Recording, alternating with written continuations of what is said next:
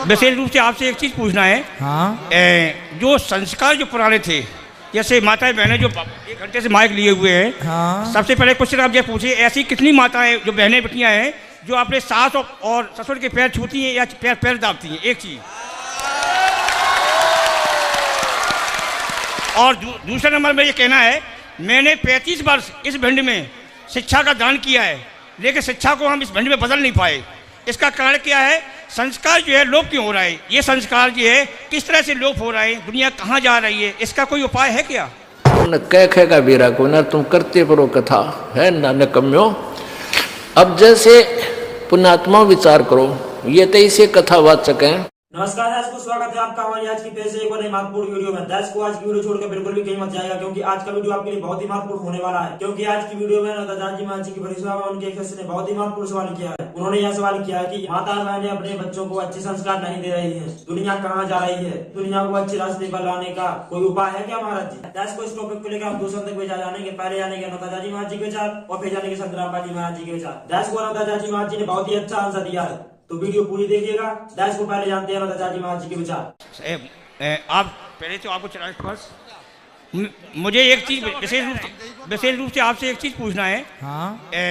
जो संस्कार जो पुराने थे, जैसे माताएं बहनें जो 1 घंटे से माइक लिए हुए हैं, हाँ। सबसे पहले क्वेश्चन आप ये पूछिए, ऐसी कितनी माताएं जो बहनें बेटियां हैं जो अपने सास और ससुर के पैर छूती हैं या पैर दाबती हैं? एक चीज।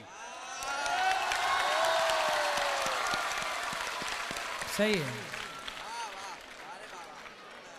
और दूसरा नंबर में ये कहना है, मैंने 35 वर्ष इस भिंड में शिक्षा का दान किया है, लेकिन शिक्षा को हम इस भिंड में बदल नहीं पाए। इसका कारण क्या है? संस्कार जो है लोप क्यों हो रहा है? एक छोटा सा क्वेश्चन ये है, यदि किसी की माता से ये पूछा जाए कि लड़के को ये नहीं सिखाया जाता है कि बाबा का नाम क्या है, और उनसे पूछा जाए, अभी पूरी स्टोरी सब बता देंगे, लेकिन उनके बाबा का नाम याद नहीं है, तो ये संस्कार जो है किस तरह से लोप हो रहा है? दुनिया कहाँ जा रही है? इसका कोई उपाय है क्या? इसका एक ही उपाय है, सत्संग। हमें अपने आप को, अपने बच्चों को सत्संग से, जो आजकल क्या हुआ, आधुनिकता में बच्चे इतने बह गए कि अपनी गीता और अपनी रामायण को छोड़कर इतने आगे निकल गए कि पता ही नहीं कि गीता है, पता ही नहीं कि रामचरितमानस है। आपकी संस्कृति इतनी श्रेष्ठ रही है, लेकिन आप दूसरों से ज्ञान की भीख मांग रहे हैं, जबकि हमारा धर्म, हमारी शिक्षा इतनी श्रेष्ठ रही। आज भारत के बच्चे पढ़ने के लिए लंदन, अमेरिका, जापान जाते हैं, जबकि भारत एक जमाने में इतना समृद्धवान था कि सारी दुनिया पढ़ने के लिए भारत के दरवाजे खटखटाया करती थी। इतनी अधिक शिक्षा भारत में थी, लेकिन अब ना पढ़ने से सब चीजें समाप्त हो गई, लुप्त भय सदग्रंथ। एक क्वेश्चन और ये आपने बनाया? वाह, तालियां बजाओ बच्चे ने, देखो खुश रहिए। सुंदर, बहुत सुंदर। आप जी बोलिए जी। छोटा क्वेश्चन एक और है, समय सभी को देंगे। हाँ। एक मनुष्यों के जीवन में जब बच्चा पैदा होता है, तो उसके जीवन में पढ़ लिखने के बाद ऐसा संस्कार क्यों डाल दिया था? आदमी ममता मोह में लगा रहता है, ममता पैसा कमाने के चक्कर में लगा रहता है, उसका जीवन चला जाता है। इसका कोई उपाय है कम करने का? आज हमने कथा में क्या बताया कि हमारी शिक्षा 4 प्रकार की थी, धर्म की, अर्थ की, काम की, मोक्ष की, जिसमें आज स्कूलों में केवल 2 पढ़ाई बची है, काम और अर्थ। आजकल बच्चों को केवल पैसा कमाना उद्देश्य बताया जा रहा है कि आप पढ़ लिख जाओ और पैसा कमाओ, मौज मस्ती करो। इससे अधिक कुछ बताया ही नहीं जाता। काश बच्चों को ये बताया जाता कि पैसा कमा करके मौज मस्ती नहीं, धन कमा करके बेटा धर्म किया जाता है। तो धर्म की कोई बात बताई नहीं गई। अब पैसा है, आजकल के लड़कों को, आजकल के लोगों को पैसा मिल जाए तो गाड़ी खरीद लेंगे, बंगला खरीद लेंगे, है ना, और ज्यादा पैसा है तो अपनी पत्नी को छोड़कर और दूसरी स्त्रियों के संग रमण करने लग जाएंगे, नचनियों को बुलाकर नचाने लग जाएंगे। उन्हें ये पता नहीं है कि धन का इसके अतिरिक्त भी उपयोग है। आजकल पैसा कमाना बड़ा नहीं है साहब, पैसे का सही उपयोग करना, पैसे को सही जगह खर्च करना बड़ी बात है। आज लोगों को पैसा कमाना तो आ रहा है, पर पैसे को खर्च करना नहीं आ रहा है। खर्च कहाँ हो? धर्म के लिए। राम जी ने यज्ञ किया, क्यों किया? धर्मराज युधिष्ठिर ने यज्ञ, जब युधिष्ठिर जी हस्तिनापुर गए, अपना इंद्रप्रस्थ बसाई, तो उन्होंने एक यज्ञ किया। उस यज्ञ में दुर्योधन भी आया था, और जिस यज्ञ में भगवान श्री कृष्ण ने पत्तल उठाने का काम किया था, ब्राह्मणों के चरण धोए और पत्तल उठाई। तो जब राजा बने तो समाज की सेवा में लग गए। पहले के लोग धन पाते थे तो क्या करते थे? समाज की सेवा करते थे। पहले के लोग कुआं खुदवाते, बावड़ियां बनवाते, प्याऊ लगवाते, पहले के लोग धर्मशालाएं बनवाते, पहले के लोग अच्छे कामों में पैसा लगाते थे। आजकल तो पैसा कमाया ही इसलिए जाता है कि पैसा कमाओ, फिर इसके बाद बड़ी गाड़ी खरीदो, बड़ा बंगला बनाओ, बड़े अभिमान एटीट्यूड से रहो, बस ये जीवन है। क्योंकि अर्थ और काम पढ़ा है, धर्म और मोक्ष पढ़ा ही नहीं तो अधूरा है। खुश रहिए। 10 को अब जानते हैं संत रामपाल जी महाराज जी के विचार। एक गांव में एक गुरुजी ने कथा शुरू करी। कथा शुरू करी और 30 दिन तक उसने 30 दिन तक कथा करी, और 30वें दिन भोग डालना था उस कथा का। उन्होंने सोचा था ज़्यादा लंबी खींचूंगा तो घने पैसे आएंगे, धन आवेगा। उधर से उसी गांव में कुछ शरारती लोग भी थे। अगवाई तड़के दादाजी यो ब्राह्मण गुरुजी भोग लावेगा, और भाई गांव सारा इकट्ठा होकर बनमान 2-2, 4-4, 10-10 रुपये तो चढ़ावेगा, इसके घने पैसे आ जाएंगे, तुम न्यों करो। और ड्रामा रचते। उन्होंने क्या किया, दिल्ली से एक चंपाकली नाम की डांसर ले आए। उस दिन तक कथा का भोग, उस दिन सुबह उन्हें चमटा रोप दिया उड़ा। अब सारा गांव उस चंपाकली दौरे जा खड़ा हुआ, और उस ब्राह्मण के 30 दिन में 30 रुपये आए, और चंपाकली का आए 500 रुपये चांदी के। अब उस पंडित जी ने, उस गुरु जी ने माथे माथ मारा।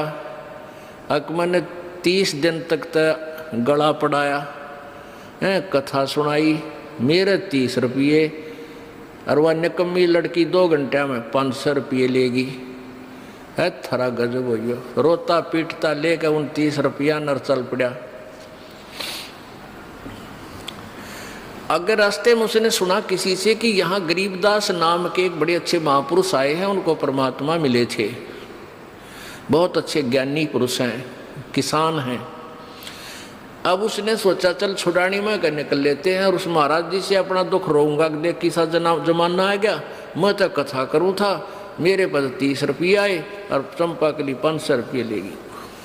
मतलब उस वो आया था यूँ सोच के कहने के लिए, मतलब बताना नहीं चाहे था, लेकिन सोचा था कि कोई डिस्कस करूँगा। तो गरीबदास साहिब जी के पास आ गए, राम रमी हुई, कुशल मंगल होया, बैठ जाओ पंडित जी। अब पंडित जी बैठा दिया, गरीबदास जी बैठे थे, और 20-30 गरीबदास जी के पास गांव के गवांड के आसपास के उनके भगत आ जाया करते, सुबह सुबह वह भी बैठे थे।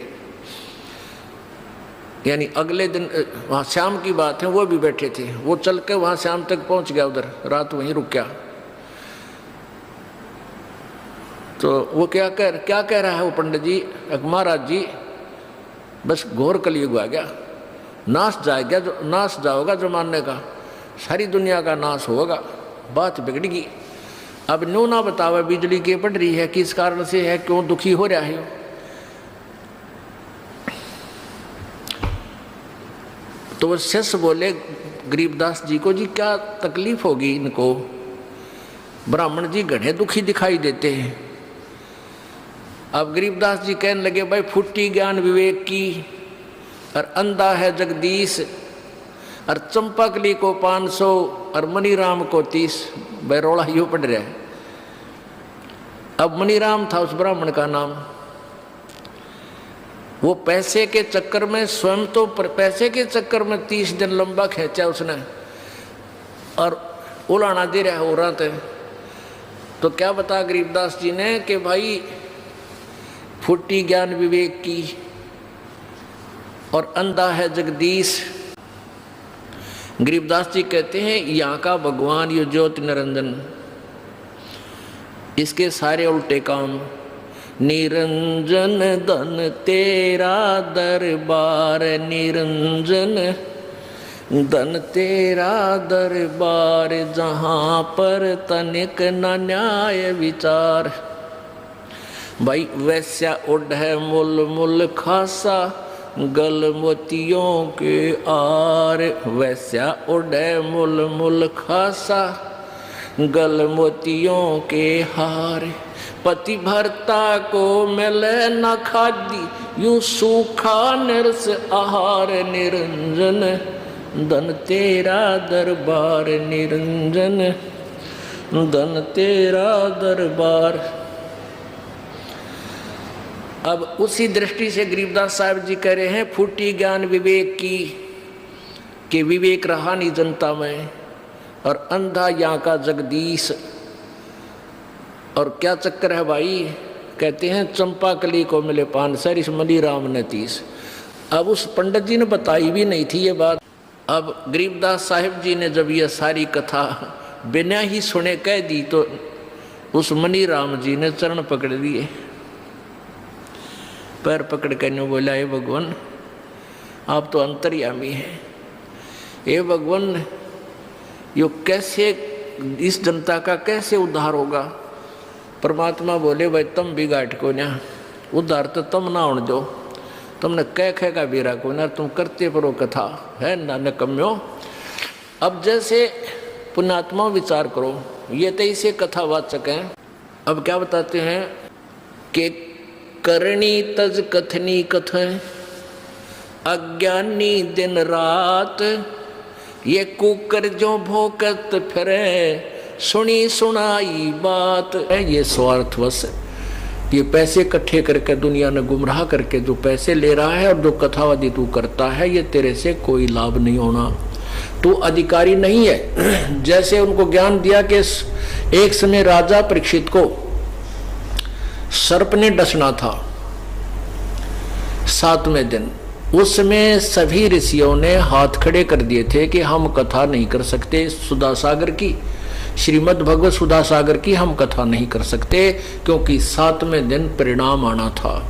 7वें दिन पता लग जाना था कि उस कथा करने वाले की कथा का क्या प्रभाव हुआ, सुखदेव स्वर्ग जाएगा या नहीं गया।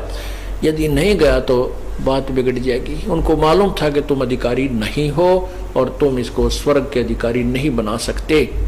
तो सभी ऋषि वसी, यहाँ तक कि व्यास जी ने भी मना कर दिया था कि मैं कथा नहीं सुना सकता, जबकि श्री सुधा सागर श्रीमद् भागवत सुधा सागर के वो लेखक भी हैं। तब कहते हैं सुखदेव जी को स्वर्ग से बुलाया गया।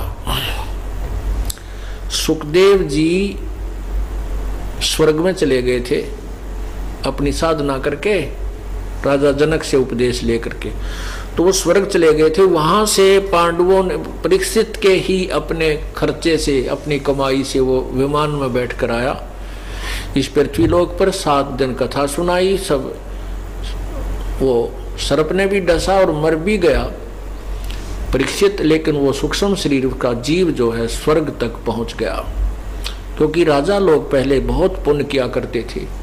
उन पुण्यों के कारण वो स्वर्ग तक पहुंच गया। स्वर्ग में अपने पुण्य कमाई को समाप्त करके फिर 84 लाख योनियों में उसको आना ही पड़ेगा।